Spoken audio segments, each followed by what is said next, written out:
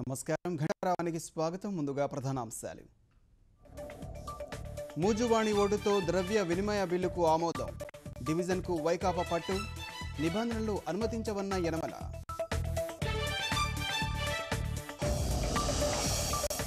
ఛత్తీస్గఢ్ దంతవాడలో మావోయిస్టుల ఘాతుకం. బాంబు దాడిలో 5 సిఆర్పీఎఫ్ జవాన్లు మృతి.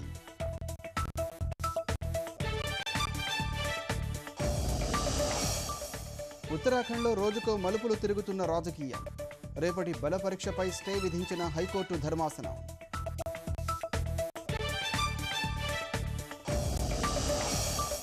బ్రజిల్స్లో ప్రధాని మోదీకి ఘన స్వాగతం.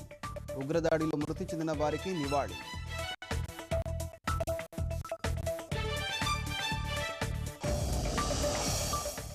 ఆర్బీఐ వడ్డీ రేట్లు తగ్గిస్తుందనే ఉత్సాహంతో మార్కెట్ పరుగులు. 438 పాయింట్లు ఎగబాకిన సెన్సెక్స్.